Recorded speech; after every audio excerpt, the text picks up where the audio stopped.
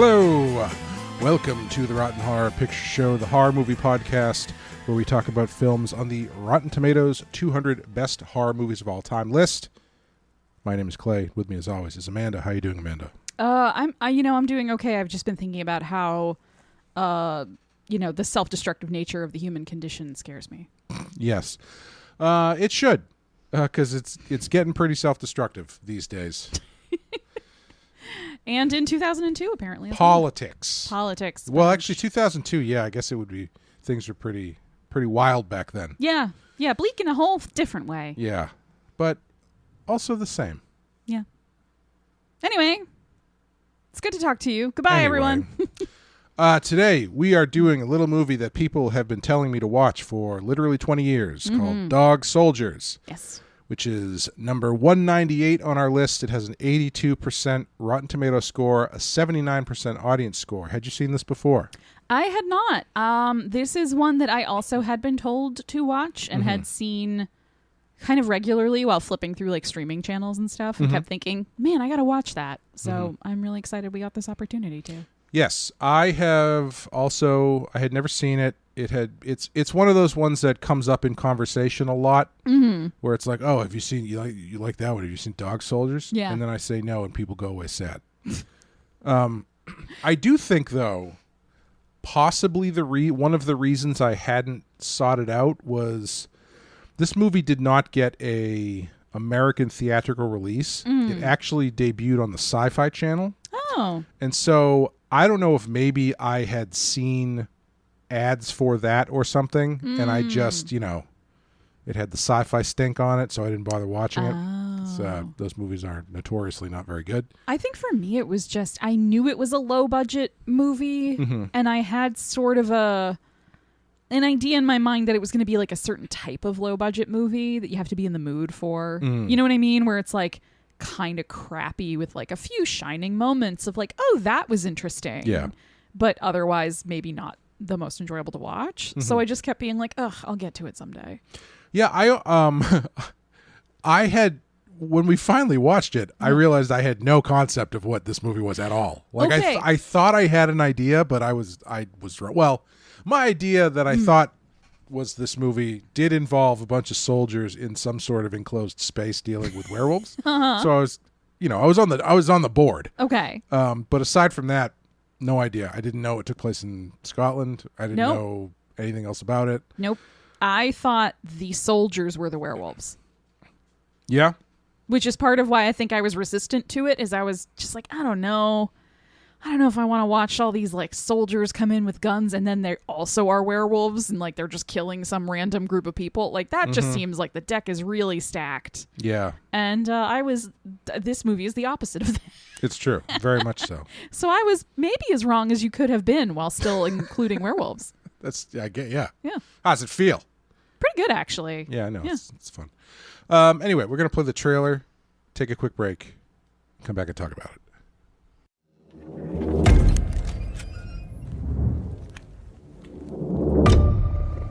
Those things out there are real. If they're real, what else is real?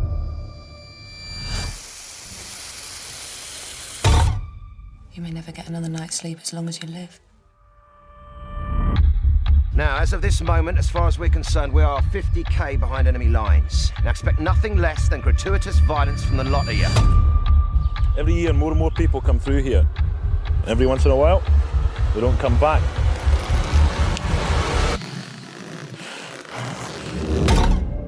Captain? You've got to get me out of here. Looks like they got hit hard and fast. Every magazine is full. From here on in, the exercise is over. Exactly what is it we're fighting against? Lycanthropes. That's werewolves to you and me. You came here because of them, right? This was supposed to be a routine training exercise, and that's all. The trick to survival lies not in running and hiding. Salvage whatever weapons you can find and stand to. Shut down the generator. Why would they do that? Because they can see in the dark. And you're afraid of it. There was only supposed to be one! Tore them to Jesus is in front of my eyes! Honestly, what are our chances? So, if little Red Riding Hood should show up with a bazooka and a bad attitude, I expect you to chin the bitch. You're bloody loving this, aren't you?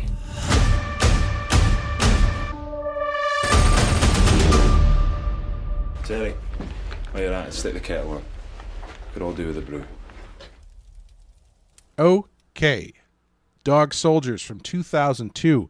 Written and directed by Neil Marshall, who I believe he's on our list again with The Descent. Yeah. Very strange career, this one, because he's got this, and then I believe The Descent is his next movie. I think so.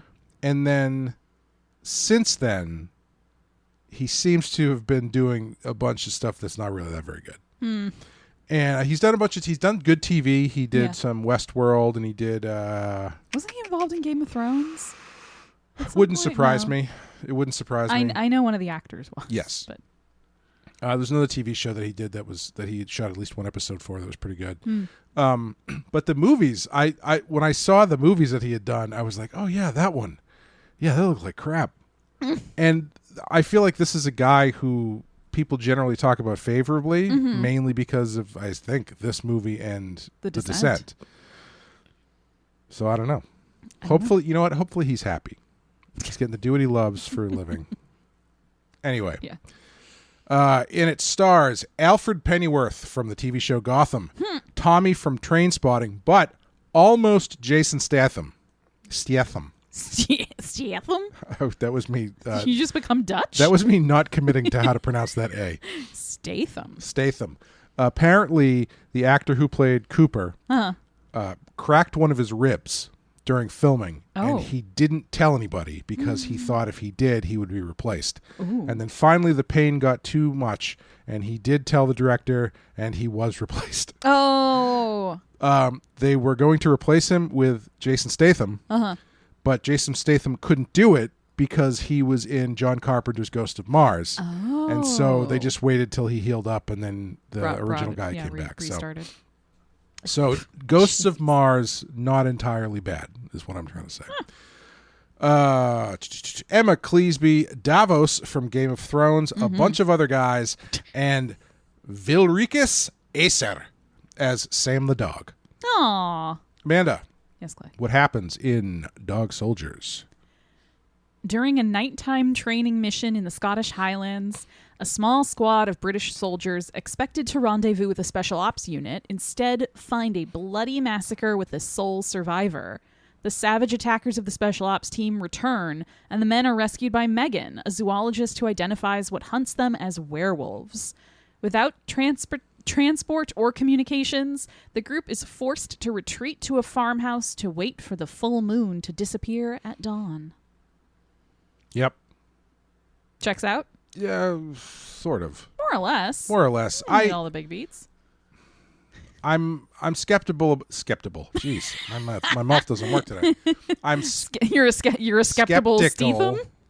I'm very skeptical to that idea. Yeah. I'm skeptical of the full moon aspect because I didn't feel like that played much of a part in this movie.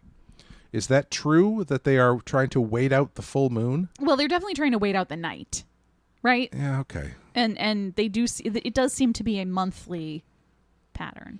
We can talk about it. What would give you that idea? Surely not jokes about menstruation cycles. I mean, I don't even know what that is. Okay. Well, Clay, that's so progressive of you. I just don't even know. Clay, some things you'll find in Dog Soldiers include Chekhov's solid silver letter opener. Yes. One of the clumsiest ways I've ever seen that done. And I was very disappointed that the gift that she gave to her boyfriend, the writer, was not, in fact, Stephen King's pen. Which is Stephen King's solid silver pen. Yeah, that would have been so great. There's a lot of like callbacks and references and stuff in this movie. That would have been killer if this movie opened if that movie opened with the redemption of the pen that Stephen King writes with. Yeah, from Friday the 13th Part 8, because it actually factored into the plot and wasn't just there for no discernible reason. A full-on footy war. Yes, I'm assuming that's some sort of weird English sex thing. I'm not really sure what that is. Come on. Kyle will know. A homosexual sex thing. Oh, excuse me. Kyle will know. A Kobayashi Maru reference. Yes, for all the Star Trek heads out there and the Penske File listeners, they do refer one of them does refer to this mission they're on as the bloody Kobayashi Maru test, and that they are manufactured a no-win scenario, and nobody. Thankfully, this movie was not made last year, and so when he says Kobayashi Maru, someone else doesn't go, "What's that?" And then he has to be like, from Star Trek. Yeah. Yeah, this way it just gets to feel organic and timely. Yes. It's just a hat and not a hat on a hat. The beauty of the Scottish Highlands / Luxembourg. Cannot tell the difference. No, I've never been to either. Apparently the same place. Yes. The classic stealth maneuver, whistling. Yes. Instant fail, I would say. Yeah, that one I was just like, okay. I get it, you guys aren't taking this seriously because it's quote-unquote just an exercise, but like, come on. That first sequence seemed like just an exercise, too, and he shot a fucking dog at the end of it. So that's true. Maybe he should be taking it seriously. Yeah, different levels of commitment to the bit from different parts of the military. Manager special intestines. Yeah, those, they look like they came right from the butcher shop. Nice and fresh. It looked like a wrap of Italian sausage dunked in asso sauce or something. I mean, surprisingly effective. Yeah, no, they work. I'll say it works. Yeah. Mid-crisis tea break. Gotta have it. Another English thing, I assume. I mean, I would absolutely do that too. So yeah. That's the most relatable part of this movie to me. A dog murderer and / dog murderer. Yes. It works both ways. It does. He murders a dog and then he becomes a dog who murders. That's true. Okay. I thought that the dog attacks somebody, right? Doesn't he save someone? Yes. He he definitely doesn't attacks. kill anybody, though. Yeah. Okay, it still works. Yeah. A couple levels. Strike 2, but it's all right. A sword and a coffee table. Yeah. Just, where else are you supposed to put it? In your house. Very few places in the house generally are oblong boxes like that, in which you could fit a sword, a full-size sword. Just, werewolf boxing. Yep. Get a couple punches in. Yep. And last but definitely not least, a werewolf with a shotgun. Yes, I did really enjoy when the werewolf pulls the shotgun out and all of a sudden shoots it back into the house. Which does bring me to my first question about this movie. Yes. Which is, I think ostensibly you could probably say that this movie is Evil Dead with werewolves, kind of. Sure, or Night of the Living Dead. Or Night of the Living Dead, or any werewolves. other number of... aliens with werewolves. Is this, and this is not an important distinction to make, I'm just curious how you feel about it. Is this a comedy? Like, is it meant to be funny? In more of a sense than like people say things that are humorous. Like, is it meant to be kind of tongue in cheek? Because generally, I wasn't sure until jumping all the way to the end. Yeah. The end credit sequence where the last thing you see is a British tabloid with a photo of Cooper. Yeah. Saying like British soldier rants about werewolves, and then in giant like, letters, werewolves ate my unit or whatever. Yeah, and then in giant type next to it is the score of the football game that they missed. So, and I was like, that's pretty funny. Is that just a tag, or is this whole movie supposed to be like kind of tongue in cheek? I don't think the whole movie is supposed to be tongue in cheek. I think it's more of like there's a certain gallows humor woven throughout. There are a lot of like good one-liners and kind of like quippy bits, and there are some genuinely funny moments, like when they are trying to super glue the sergeant back together, and he says to Cooper, like, punch me, knock me out. Yes. And he hits him once and he's down for a second, and then he pops back up being like, you bitch, punch me harder, or whatever he says. Apparently in that sequence, he threw a stage punch the first time, and then the second time accidentally punched him in the face. But he didn't feel it because I guess he was actually drunk when they shot that scene. Oh my God, that's so So funny. says IMDb.com. God, I hope that's true, because that's great. But like funny, but it's not. It's funny, and I think it's there to be funny, but it's also not like super played for laughs. Sure. You know, like there's nothing slapstick about it exactly. Like it's not quite that like amped up in terms of mood and tone. It's more that's just sometimes when things are dark and horrible, shit can also still be funny. Well, that's why I one of the main reasons I said Evil Dead with werewolves, because it kind of had the same feeling as like that first Evil Dead movie, where it's like what is happening is objectively horrifying, but you can feel there's a little bit of humor baked into it. Yeah. And I'm not, and this is not a criticism, because I was just curious. I wasn't sure if I was the only person picking that up. No, I think the humor is very much there, and it's supposed to be there, but this is definitely not like, proto Shaun of the Dead or whatever. Sure. Apparently also, Simon Pegg offered a role in this movie. Oh, funny. But he turned it down because Edgar Wright asked him, Edgar Wright asked him to not do a horror movie until they did one together, I think, or something like that. Okay. Good friend right there. Yeah, well, I mean, worked out better for Simon Pegg probably that he did Shaun of the Dead instead of this. Did he do it instead, or could he have done it in addition to? That's a good question. That's more what I mean. Yeah. If you had the opportunity to do both. That's true. Yeah. Anyway. I would have said it was a comedy. if Simon Pegg had been in it? No, never mind. Moving on. What were we talking about? You were asking if this movie is a comedy. Yes. It doesn't start like one. Yeah, and I just think tonally it doesn't quite...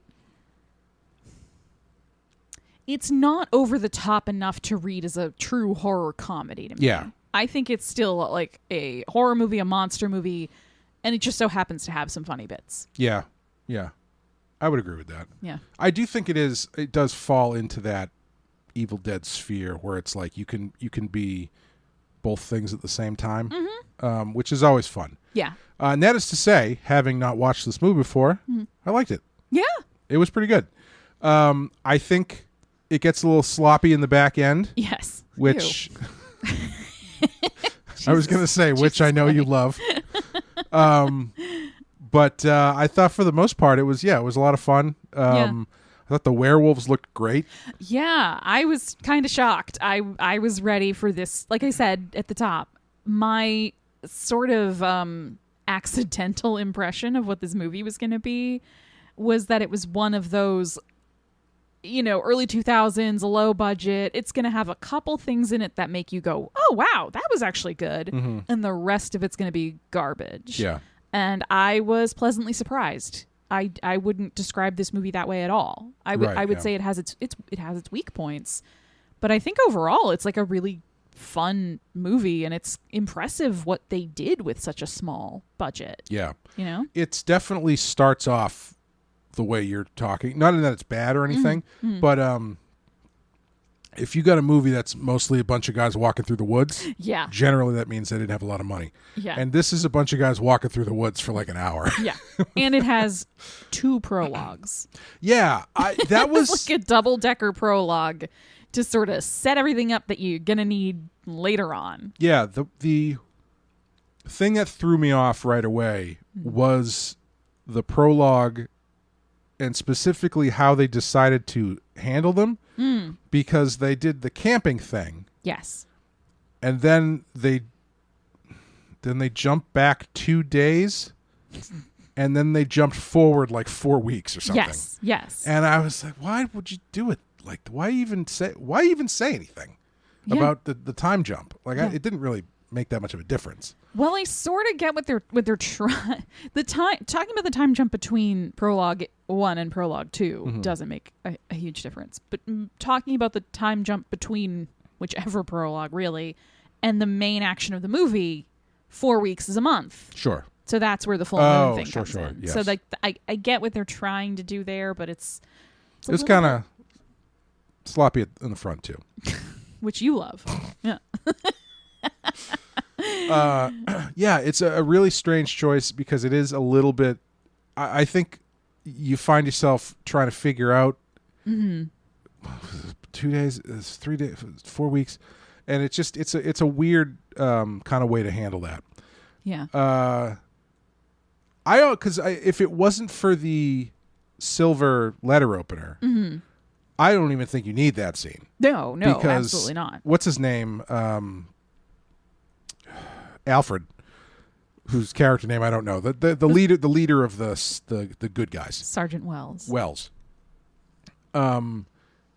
He recounts that story basically as kind of like, oh, people say there was campers up here that got eaten or whatever. Yeah. And after doing that, it's like, oh, do you really need to show that if you've got it? Because that scene with him, I thought was great. Like he gets the Quint scene. Oh yeah. I think those are two separate.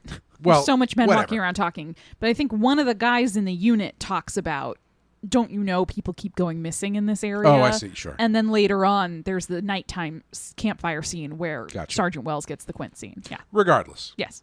They bring it up. Yeah. And I generally don't love when you kind of go back to that well twice. Like if you're going to show it, you don't really need to talk about it. If you're going to talk about it, you don't really need to show it. Right. Right. It's sort of like by making the silver letter opener, Chekhov's silver letter opener, like we joked earlier, by making that such an important element that you have to explain how it got there.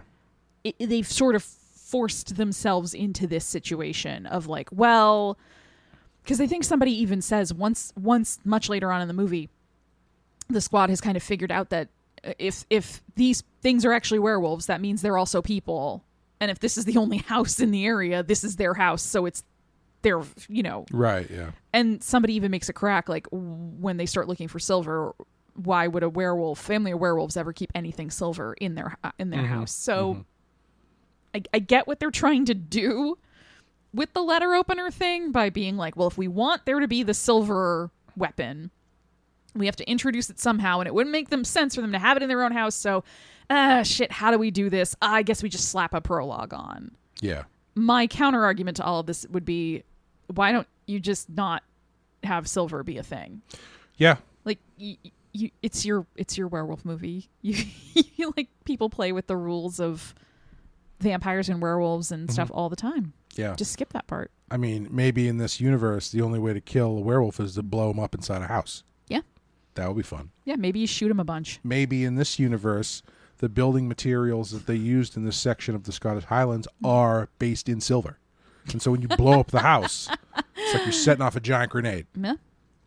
Give somebody like a silver, I don't know, pocket watch or something. You know what I mean? That would be hilarious if the weapon at the end is he like pulls out the silver pocket watch and starts like spinning it like what's her name, Gogo Yabari from Kill Bill. Well, if it was something you could like, if you tied them up with it, it leaves them powerless. And vulnerable. I don't know. I'm reaching. I love werewolves. I love werewolf mythology. I love all the accoutrement with the moon and the silver and stuff. I do think it's kind of silly that all it takes is the smallest amount of silver to kill a werewolf. Yes. Like if it's not like kryptonite. I think usually it's silver, like, yeah, it's silver, but it's a bullet they get shot with. Or in Wolfman, it's a silver cane that he gets beaten to death he gets with. Bludgeoned to death. And I guess you could argue like he stabs him in the right place or something, but I don't know. It's not quite as fun when it's just like, oh, I've got a silver ring that I made him swallow and now he's dead. Yeah, that's fair. I think really the way to fix this is just to like skip the silver part I'll tell you of the mythology. Who's going to fix this? Robert Eggers. When he makes that werewolf movie, there's going to be no fucking around. Your hero. You're going to need like your idol. 8 pounds of silver. The man making movies just for He's you. Making movies just for me. He made Nosferatu. He's making a werewolf movie. He's got a whole notebook where he doodles your name with little hearts around it. They just announced he's going to be doing A Christmas Carol, which I mean, I guess the hat budget was so big on Nosferatu, you got to get another use out of those hats. You got those outfits. You hats and use coats. them. Although I made that joke last night when I was talking about it, and then I realized you can't even make that joke because realistically, you can't use those costumes because they're 100 years before A Christmas Carol takes place. Yeah, and they're in the wrong region. Yes, so and there's no way, dress. Yeah. no way he would do something as stupid as that. God, no. What kind of plebeian idiot do you think he is? I would love to see... You keep talking like that, he's going to cancel that movie. Oh, please don't cancel the movie. I would love to see him in conversation with, like, Roger Corman or the producers, like the Hammer producers, where it's like, I'm sorry, you need to make entire sets and costumes for what? We just shot 3 Dracula movies, a werewolf movie and a Frankenstein movie in the same set. So, what are we talking about? Dog soldiers? Yeah. The prologues. We were in the prologues. In the prologue. I think we've settled prologue number 1. Yeah. What did you feel about they almost lost you in the second prologue. I know that. Yeah. When you just shoot a dog in the face for no reason. I'm not into that too much. If you're going to do it, Amanda needs a reason for you to shoot a dog in the face. Yeah. And I need a reason to, in all seriousness, I need a reason beyond bad guy is bad. Mm-hmm. I get what they were doing in setting up this animosity between Captain Ryan and Cooper. Mm-hmm. Like, not only did he reject Cooper... How do you keep track of these names? I could not, for $1 million, have told you that guy's name was Captain Ryan. Look, I have white man face blindness. I need something to guide me through this. That's fair. Because they all look the same in the dark, in the uniforms, running through the woods. Yeah. So I latch on to the names as hard as I can. If you held up their faces, like a couple of them, like Captain Ryan and Cooper and Sergeant Wells, I got them. Mm-hmm. The rest of the men in this unit, I'm terribly sorry, boys. You all seem lovely, but you all have got the military haircut and the uniforms. Makes it really hard. Extreme English face. Yeah, yeah, which I have no problem with, but it's just hard to tell could have apart. all been the same guy. Yes. Yeah. But all of that being said, I understand that the point of that prologue is not only did Captain Ryan reject Cooper from the special forces unit that he was running, even though Cooper was amazing at the survival exercises and the things that they were doing, because he even says to him, I think at some point, like, you lasted for 22 hours, you're straight to the head of the class. Mm-hmm. And then he rejects him just because he won't mindlessly shoot a dog. I just, like, do you need to actually shoot the dog, though? Couldn't you have just, like, had him give the order, and then when Cooper won't do it, be like, fine, you're out, you're a failure, fuck off? Like, that dog's probably expensive. I was thinking the same thing. I was like, that dog has probably gone through a lot of training. Yes, for whatever you have. That's probably a very, very expensive dog. That dog, Cooper should have said, I can't shoot that dog. That dog is a soldier. A dog soldier. I can't shoot that dog because I can't afford the bill I will be sent by the government. Did we miss it? Was there a part where Ryan goes, shoot that dog, soldier? I don't know. But it's a comma. No, I get what you're saying. It's also the title. Yep. I just don't. I missed opportunities. Maybe they did it and we just missed it. Saying. Yeah. Yeah. I get it. I get it. Yeah. It's. I'm quibbling. I just don't like seeing. I don't like seeing dogs get murdered for really no reason in a film. That's fair. Yeah. But yeah, once we get into it, we've Cooper is now in another group. He's not really. Is he a medic? I don't think so. He kind of gives second in command vibes. Yeah. Like, the amount of battlefield surgery he was doing, for some reason, made me think he was a medic, but maybe not. I think the point is that he's like kind of super soldier for the group. Do you know what I mean? Like, if he's the one who did almost like his like ethical, quote unquote, ethical quibbles or whatever are the only thing that kept him out of a special forces unit is the implication, right? Yeah. So that would mean he has a wide breadth of training under his belt so that he can do all of this stuff, that he has basic field medicine to keep himself and others alive in these extreme situations, blah, blah, blah. So I do actually, I like the Cooper prologue for that reason, where it explains like why he's so fucking competent and seems to like, even though he is not in charge of the unit, is very comfortable stepping into that role very quickly, and he generally does a good job as a leader, like when he's in control. So I think like having that little bit about him being like, oh, you should have been in this elite squad makes sense then later on why he is very good at his job. Why he can do things like super glue a man's intestines back into his body. Is that real? Is that story about the glue being invented in Vietnam? Is that real? I guess I could have looked it up, but I didn't. I prefer to think that it is true.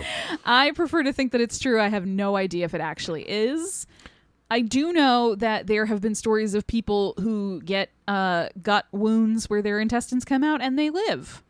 Yeah. So that is possible. Yeah. If you want something else to have a nightmare about. Yeah, that's one of those things that like they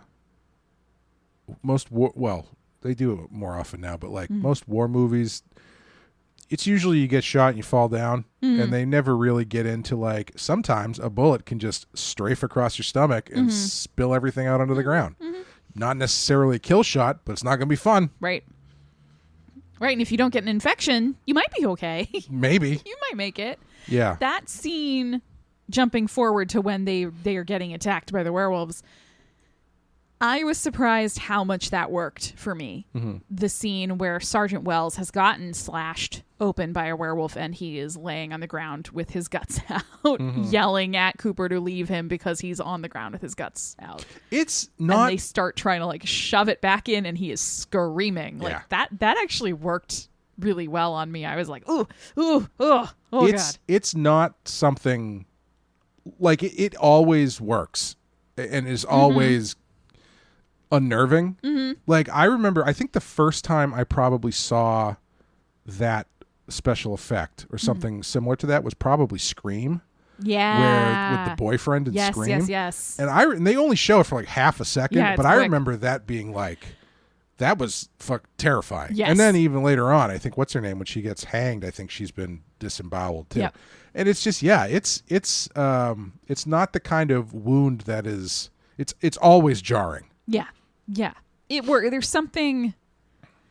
I don't know if it's necessarily easier to imagine or just like worse to imagine. Like if you see somebody get their hand cut off in a movie, you're like, oh my God. But if you see somebody's intestines getting pulled out and they're still alive and have to deal with it, that feels. I don't like. There's something about that I don't know if it's just like. Easier to have a concept of what that might be like, and therefore it can affect you more mentally. I almost think it might be the opposite. Really? Because like when you're watching a movie, I think there's some sort of diffusion that goes on in your brain where you kind of know that there's mostly a handful of ways that they can show you a special effect of somebody getting like killed or dismembered or something. And most of them are fairly clean. Like, like you said, if someone gets their hand cut off, it's a very clean cut at the wrist. Yeah. If someone gets shot, sure, maybe there's a big squib or something, but it's fairly clean, bullet wound, circle. Yeah. They got circles on them now that are bleeding or whatever. Someone gets stabbed, same thing, very clean. And it's not the kind of... Most of the time, you're not seeing the kind of trauma being done to a body where it's like it makes it uncanny. You know what I mean? Sure. Where it's like there's no clean way to tear someone's stomach out. Yes. And I think it's just one of those things where it's like for whatever reason that line of theater. Gets crossed into like, oh, I don't know what I'm looking at. This is very disturbing. Yeah, and I think there's also the thing, at least for me, that like triggers in your brain about something, your insides being out. Yes. Like I can't.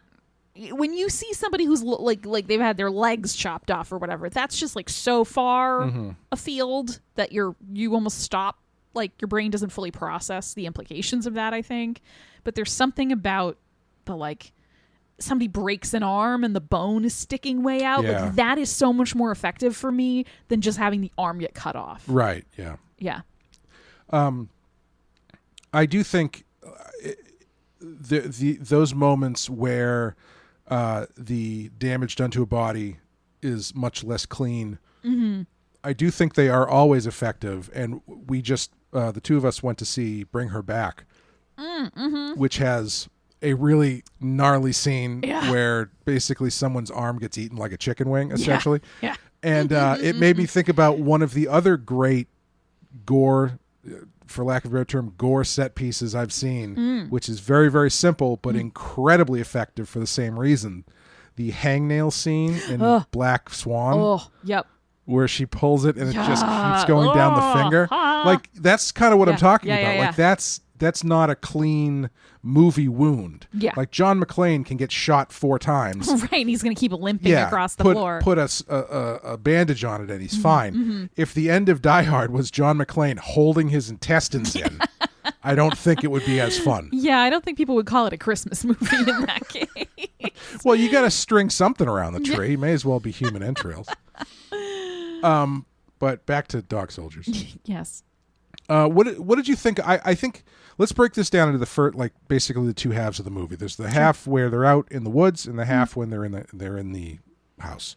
What are your thoughts? How do you feel about the first half when it's just them kind of bumming around in the woods?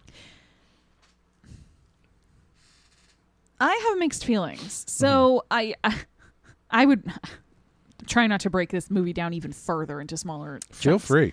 But so in the front quarter of the movie, then the first half of the first half. I gotta do math. I don't want to do math. First half of the first half. Okay. Where they are just kind of walking around in the woods and chit-chatting. It's all right. Mm-hmm. I thought, they do some fun little banter, and there's some little character development moments of you get to know who these people are pretty quickly, like they all give this one guy shit about, he's just obsessed with the football game and doesn't want to be here, and then there's this other guy who's whatever.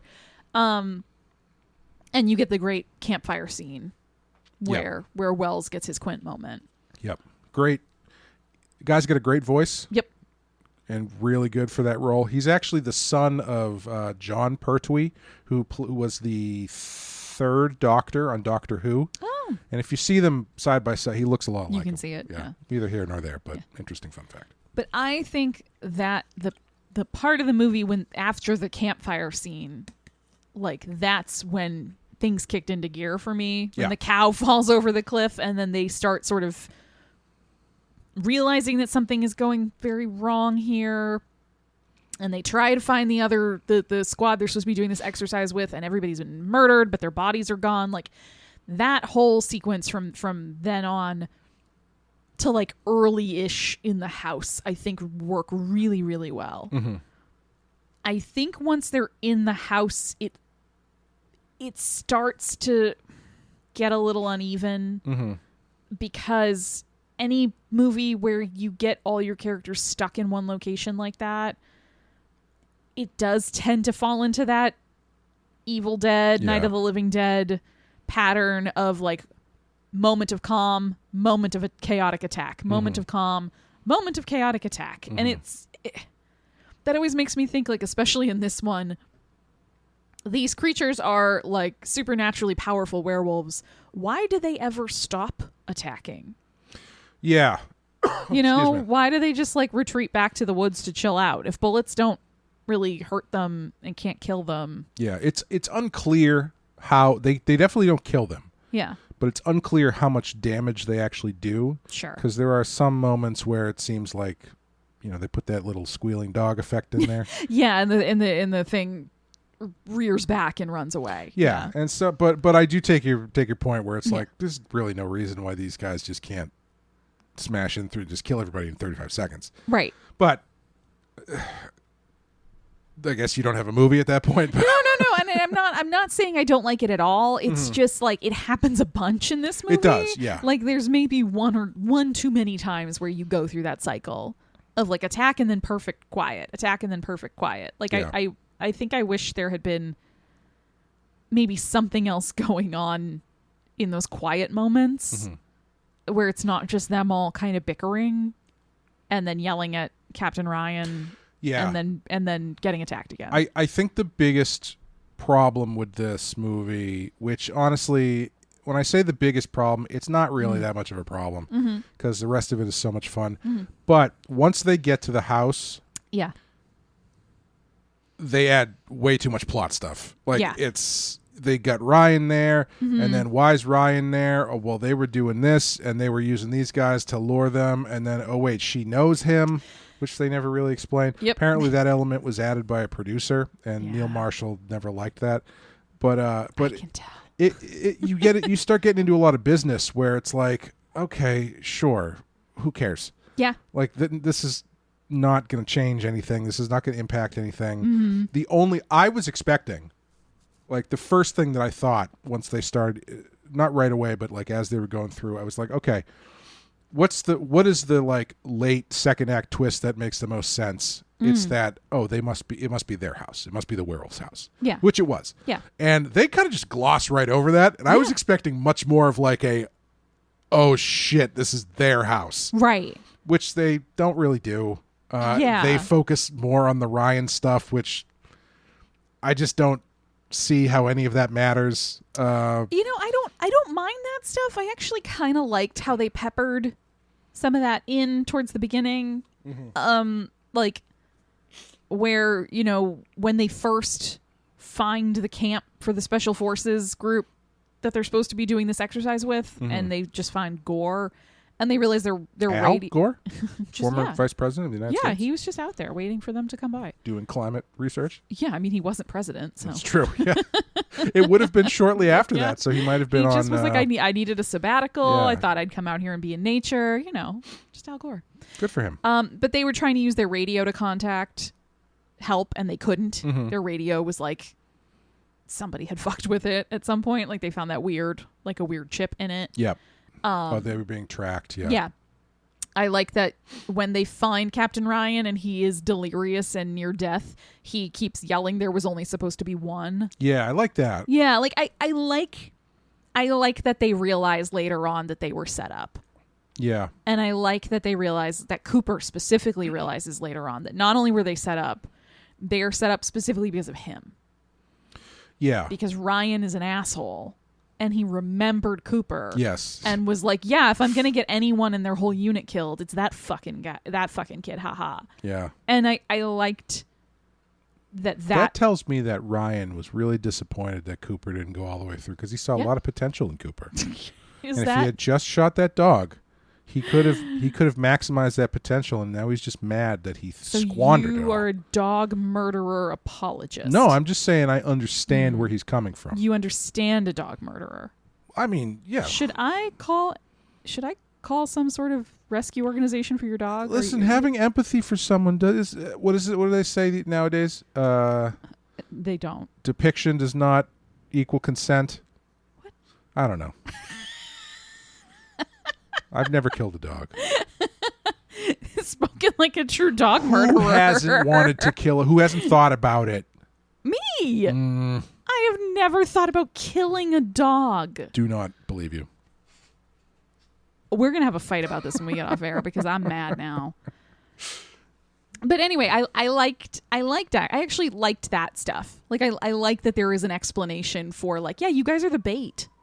Yeah. Like, duh, we knew there was this creature out here. You're a snack for this monster that we are gonna capture. The thing I didn't like, and the thing I would argue is the weakest part of this movie, is Megan. Yeah. Like, period. End of sentence. Oh, literally. Period. What is like? Why is she in this movie? Something for the boys to look at. But they kind of don't. I don't like. They're just like they call her Miss the whole time. Do you know what I mean? Yeah. Like, it's so.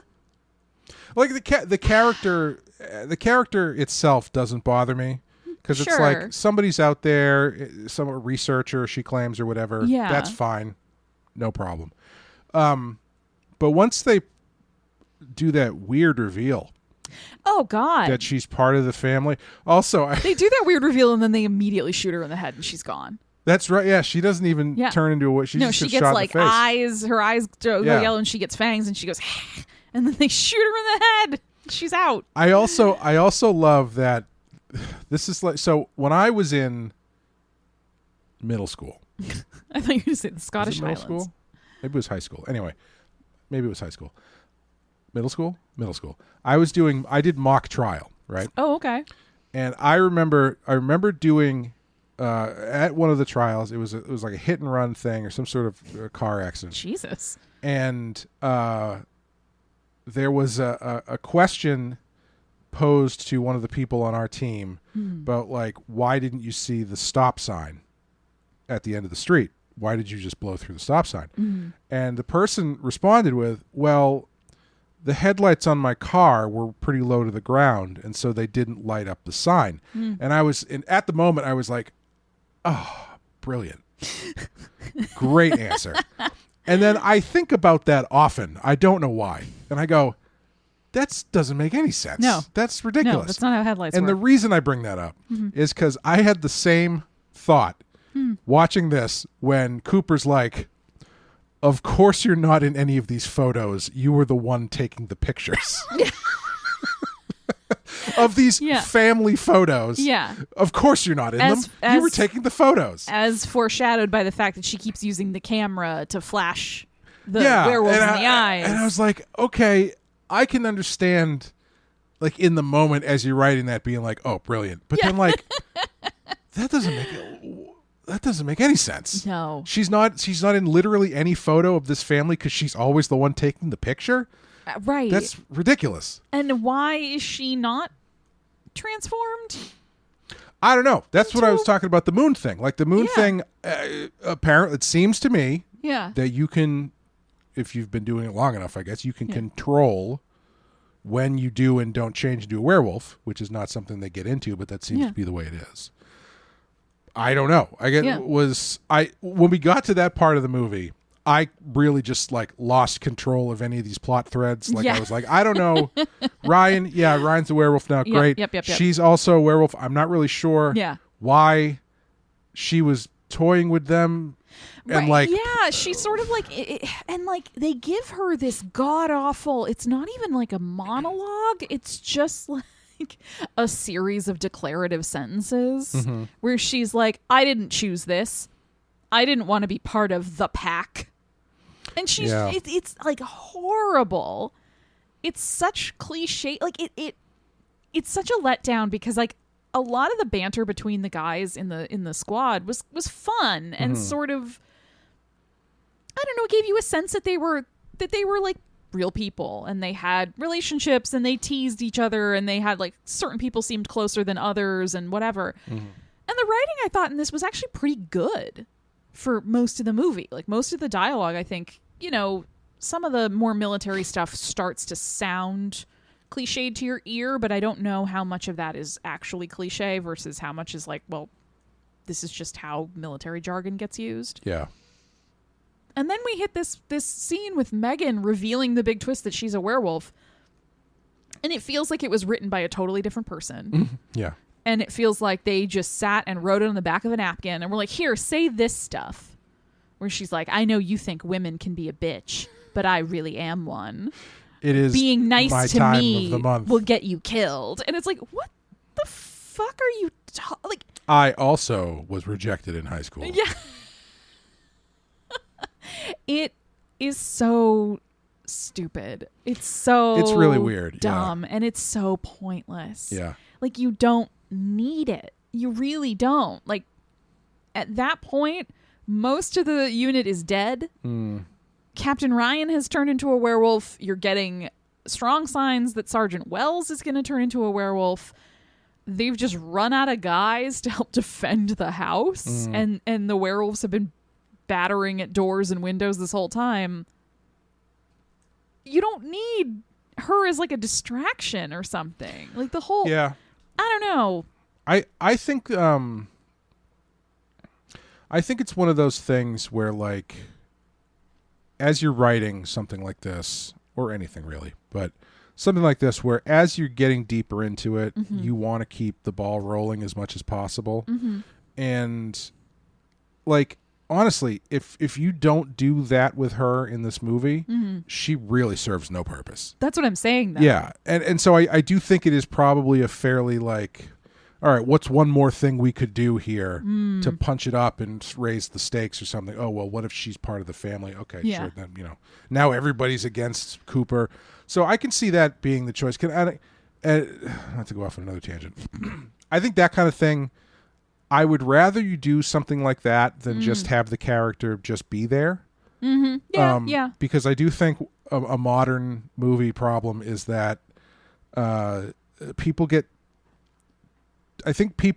too attached to their own characters and end up not doing anything with them. Yeah. That's why you have like these Fast and Furious movies that every time they make one, they add like 5 people to the cast. Right, and it just gets bigger and bigger, and there's more and more people to keep track of every movie. It's such a change from action movies from 25 years ago where it's like, no, by the end of the movie, everyone's dead except the main guy. And maybe one other person. And if they're not, they sure as shit ain't coming back for the next one. Right. Vicky Vale's not coming back for Batman Returns.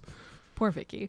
But I guess my argument was I don't really see the point of the character of Megan at all. Like I would just that's why I think that stuff ends movie. up so janky. Yeah. It's because like, well, we got to find some for it. Okay, maybe she's a werewolf. Right. Maybe she knows who this guy. We'll Do we call know her why they know she knows who the guy is? Who Ryan is? So she knows. She says she was seconded into his unit. Like when seconded forever. That's like very bad dad joke. I don't know what seconded means. Pretty much like temporarily conscripted.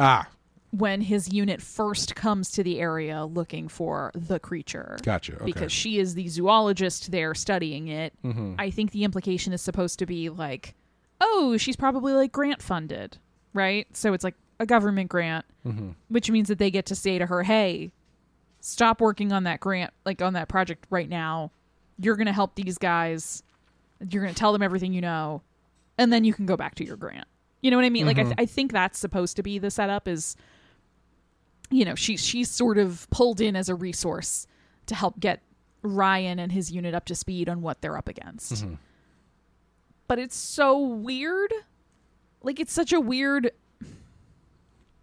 I don't know. It's just such a weird thing to throw in there when the two of them are acting like they don't know each other for most of the movie. Yeah, there's no indication that they know each other until that one scene. Yeah, there's no weird like moment where she's like helping get him into the car and she kind of freezes and they're like, what's wrong? And she's like, oh, nothing. He's just really hurt, or you know.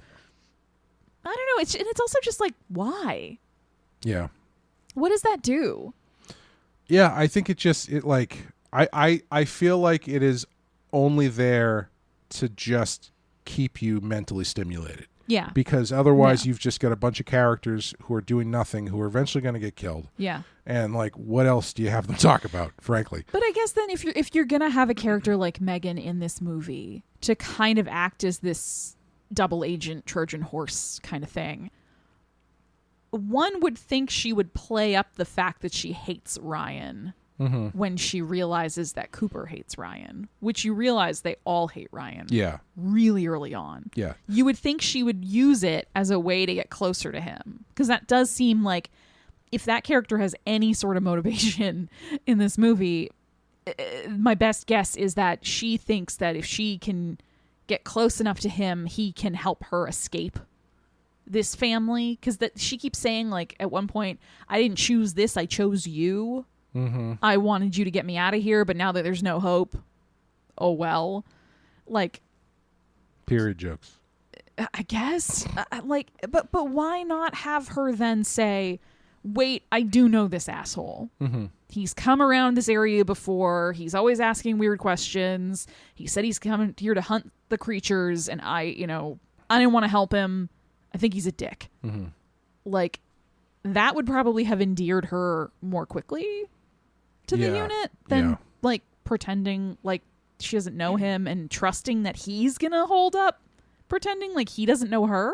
Yeah. Like, why wouldn't he rat her out immediately?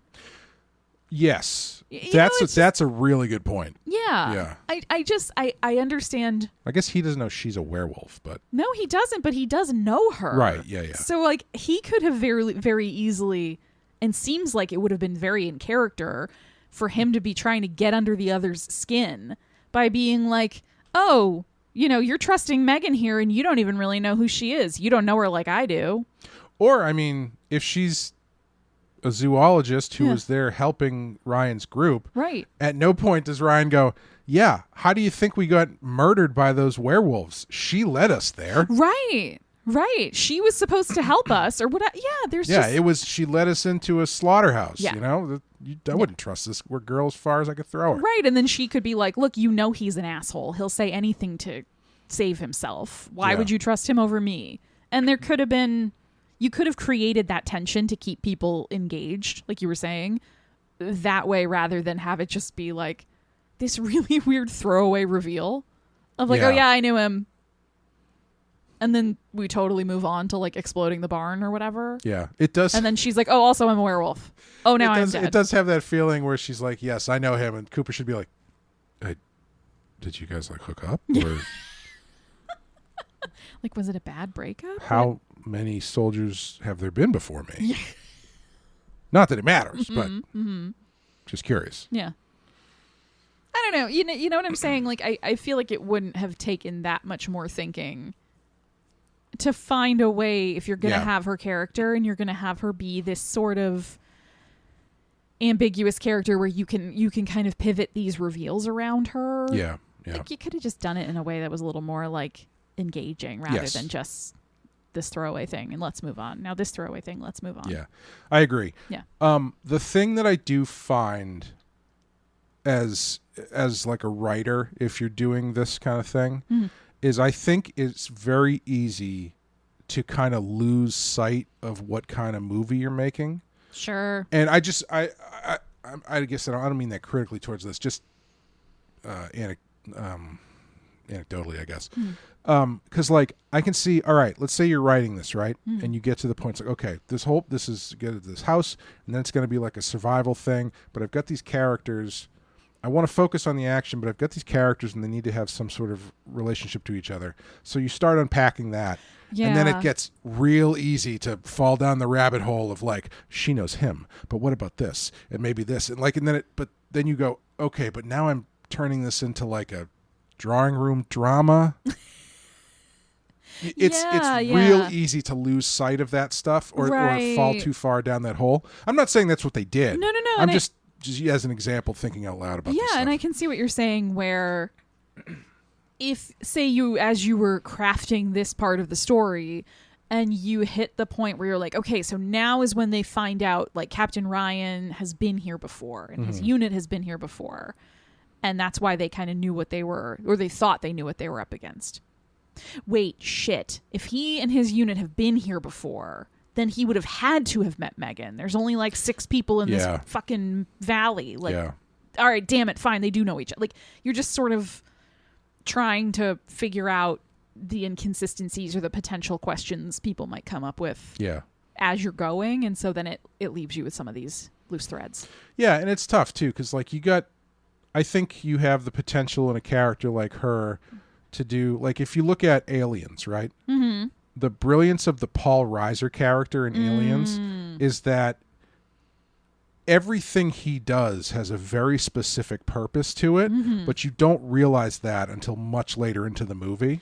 Like, he does a lot of stuff that feels very benign and feels very inoffensive. And then once you realize, oh, every move he's made in this movie has been to get him closer to his one goal. Yeah. That makes all of that stuff work. Whereas here, I feel like with Megan or Ryan, they could have done that with either of them. Yes. And they just don't. Yes. And again, I don't know how hard to harp on this stuff, because at the end of the day, I'm very skeptical. You know, I consider myself a very Jason Statham. Of a person who's not as skeptical as one might believe. But like at the end of the day, you're making a movie about a bunch of soldiers fighting werewolves in a house, right? Yes, yeah. And so how many calories do you really want to spend on that stuff? But I think we've, in a very long-winded roundabout way, said like all you need is like 2 lines, just right. Like if you're going to introduce all of these sort of like again, very long road we just took to get back to exactly what you said when we started this portion of the discussion, which was this back half in What's the really house. funny is we both work as editors. I know. We cannot stop fucking talking. But this part in the house, it introduces too many plot points. Yes. Too much extraneous detail that if you're not going to do something with it, you didn't need to put all of it in there. Right. That's mostly what we're saying. Right. We can just cut. Do you want to just cut from when we started that part of the conversation to what I just summed it up as and get rid of the this would middle be like 30 a minutes? half an hour episode. Yeah. Do you like the action? Do you think it works well? I do. Yeah. I think they really, again, this movie impressed me so much with how much they do with such a small budget. Yeah. And I think they really use the darkness to their advantage in the fact that the movie is shot and kept very dark. Yeah. Oh God, I was so happy to see a movie shot on film. A low budget movie shot on film is gonna look better than a low budget movie shot on digital. And obviously it's 2002. Shooting on digital was not as prevalent as it is now. Yeah, but it was still, But they like this had that look that is, you can't really, low budget digital movies try to get this look, but they can't do it because the reason it looks the way it does is because they shot it on like 16 millimeter and then they blew it up to 35. And so it has a certain amount of distortion and darkness built into it naturally, which is, I think, very difficult to emulate digitally unless you're really working with like high-end stuff. But yeah, I think the darkness and stuff really works to its advantage. Yeah, and it keeps the werewolves intriguing looking. You know, like I think I'm pretty sure if you saw those werewolf costumes in full light, it would just be like, oh, it's a guy and kind of like a big head, basically. Yeah, and a big wolf head. I thought the design was... But they look really good. Yeah, there's a couple shots where you get like a pretty good, like, dead-on shot of the face where I was like, ugh. Yeah. But like, I feel like they must have... But if it's kept kind of in those like quick motions and the light isn't great, and it's like, oh my God, okay, yeah. I think they must have looked at Aliens quite a bit for this. Yeah. Because even the costume has a very xenomorph kind of vibe where it's a very kind of skinny person with a big head. Yeah, who feels like tall and like the limbs are too long. Yeah. You know, like the arms feel too long for the rest of the body. Yeah. I guess he hired dancers to be the werewolves because he wanted more elegant movement. Yeah. Smart decision. But yeah, I think that stuff looks great. Yeah. I thought the gore was all really good. Yeah. Yeah, there's the scene where Joe, I think, gets murdered in the second Jeep. Yeah. He gets just like really torn up by one of the werewolves, and when they open the doors, it's just like a lava flow of viscera slides out. It was like, oh, that was good. That must have taken them a lot of manager special from the butcher shop.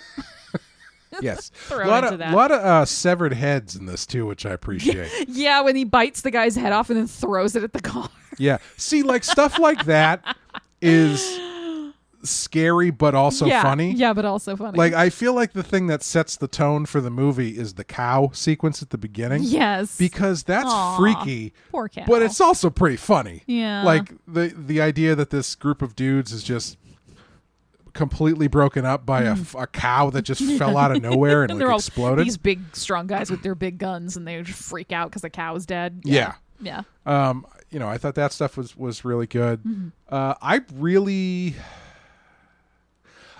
liked, even though I kind of lost track of a bit what was going on, I liked the last sequence in the house where Cooper's like cutting through the walls to get to the different rooms, and while Wells is hairspray firing, blow torching. Yeah. I liked that. I wish, like, I'm sure it's shot the way it's shot because of the budget, but it did get kind of hard to keep track of like who exactly was where, and like the different like cuts between the different scenes were sometimes a little weird, and then you'd realize, oh wait, they're in like the same room. Yeah. Even when it felt like they were like very separate, doing very separate things. And again, I think that's just the constraints of what they were working with. I was kind of let down by the final confrontation in the basement. Yeah, that was kind of silly. It was just sort of like, oh, okay. Yeah. Also, I mean, one of the things we should have put in things you'll find is a bomb retardant horsehair plaster slats. Yeah. Because, like, he's just in the basement of that house. Yeah. And above him, you can see through the wood. Yes. And the entire house explodes. Yes, yeah. It's not just like, oh, it's a bit of a fireball. Right. The whole brick rock structure explodes. Yes. And he just walks out like Venkman at the end of Ghostbusters, not covered in marshmallow. Yeah, it's a little silly at the end there. Yeah. Also, I did like that he remembered the advice to cover his ears and open his mouth. Yeah, and mind your toes. Yeah. Yeah. That final fight with the werewolf is kind of silly. Yeah, it just felt like after all that, like if you're gonna have the final confrontation come down to being Cooper and werewolf Captain Ryan, theirs has been the most antagonistic relationship through the whole movie. I'm going to tell you right now, did not even put together that was Captain Ryan at the end. Oh, really? Does he say it? I think he might say it. I think Cooper says something about it. Because I think for me it got lost in the whole thing because I know. Right. But does he stab him with the sword when he's in the house? I think so. Okay, that makes more sense. Yeah. Because that makes sense. Yeah. I guess I wasn't paying attention. But well, again, it's like there does get to a certain point with this movie where a lot's happening very quickly. Yeah.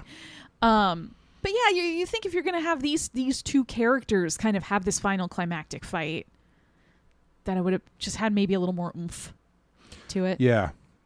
I don't know exactly what I'm asking for, but should have killed him with the sword instead of that little tiny Stephen King's pen. Yeah.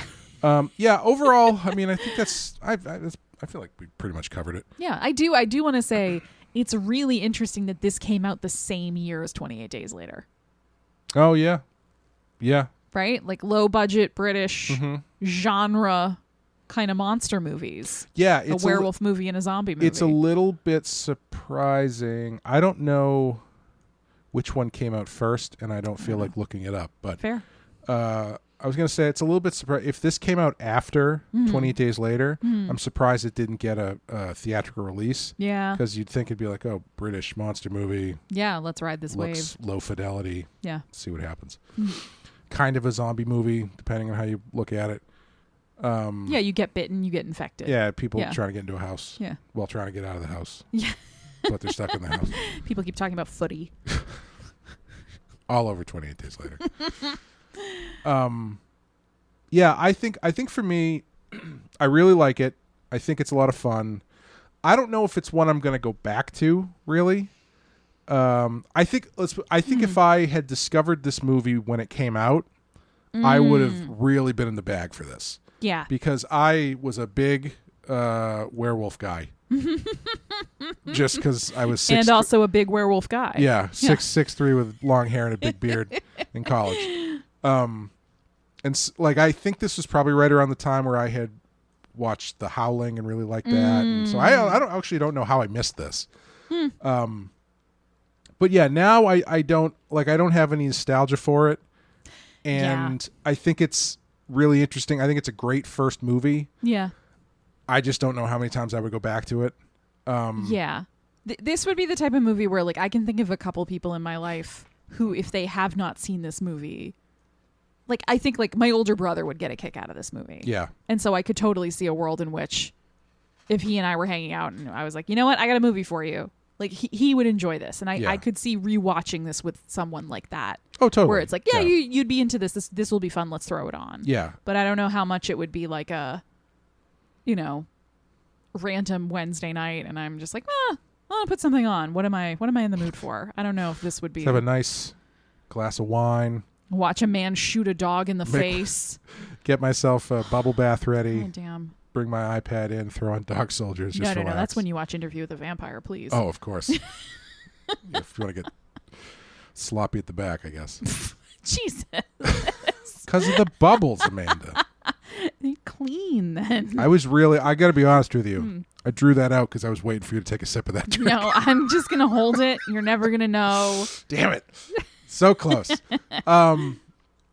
Yeah, this is number 198 on our list. How do you feel about that? Would you leave it on here? Would you take it off?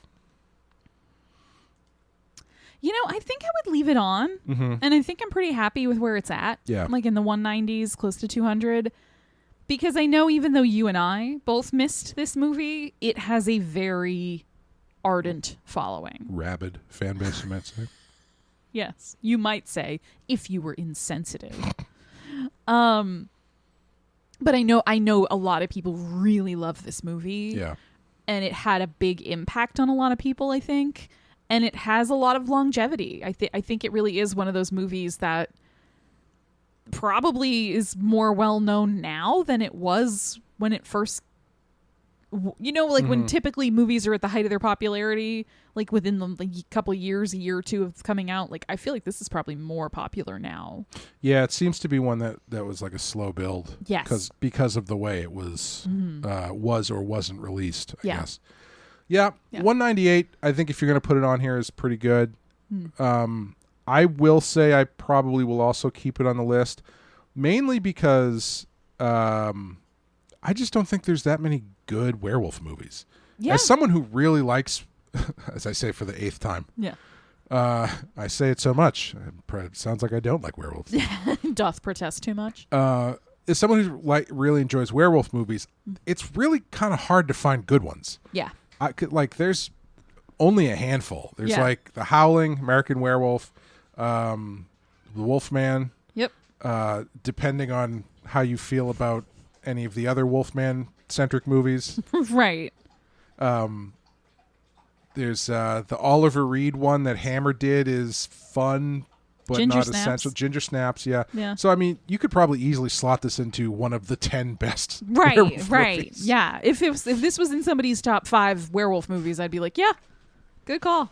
Yeah. Yeah. So for that reason, I think it being Neil Marshall's first movie, that's worth something. And I think it has a pretty solid cult following. So I will leave it on the list as well. You make the cut. Good job. Dog Soldiers. Black Christmas, not good enough for this list. God damn it. Dog really? Soldiers, clearing it by 2. Now, we are going to hit the randomizer button. Beep, boop, boop, beep, boop, boop, beep, boop. And we might be taking a week off. Is that what the randomizer That's told what it said. you? It said, you guys need to get out of the house. It said, ask again later. Yeah. No, because we're both going away. And so I'm thinking... Yes. We haven't really talked about this, but we'll probably end up taking a week off at the end of June. So we probably won't be back with a new episode after this until into July. But when we do, we will be back with number 135, which is the movie Annihilation. Oh, my God. Which I know is a favorite of yours. Yes. So that'll be a fun one to talk about. Yes. I cannot wait. That gives me time to reread the book. Okay, so.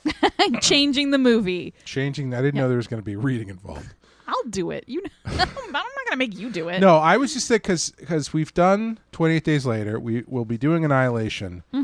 I didn't have a wild card in this grouping because we had done like the last group was kind of we fucked with a little bit. Yeah, we did. But after doing Annihilation, which is an Alex Garland movie, I kind of want to do Men. I'm down for that. Because I really want you to watch Men. I really want to watch it. And then I just want to sit here quietly while you talk about it for an hour. Into the microphone. Yeah. So maybe... what you're saying is you want to take a week off in June and a week off in July. Yeah, baby. Kidding me? So I think that's what we'll probably do. We'll do Annihilation, and then we'll do Alex Garland's Men. All for an Alex Garland mini marathon. marathon. Everybody that I know who has seen that movie kind of has the same response, which is a very British kind of like, well, I watched it. Oh, great. But something to look forward to. But I don't know if I've talked to any women who have seen it. So I'm really curious to hear what you think about it. Oh, is this going to be like she chooses the bear every time? Yeah, you're one of like 3 women that I know. So, and I've been the one who lives with me definitely won't watch it. So fair. Anyway, looking forward to that. Yes. And thank you guys for listening. If you want to help support the show, head over to patreon.com/thepensky-file and follow along with us as we cover remakes and reboots this year. And for the month of June, we are doing Amityville Horror. Yes. Which Amanda is very excited about. I'm excited and scared, but not because I'm scared of the movie. More because I'm scared it's not going to be what I remember. Yes. Yes, and. Yes, and. We've done Dawn of the Dead. We've done Invasion of the Body Snatchers. We've done some other stuff, The Wicker Man. And we'll be doing that all year. So follow along there. Yes. Thank you for listening. Thank you, Amanda. Thanks, bud. I'll see you next time. Bye, everyone.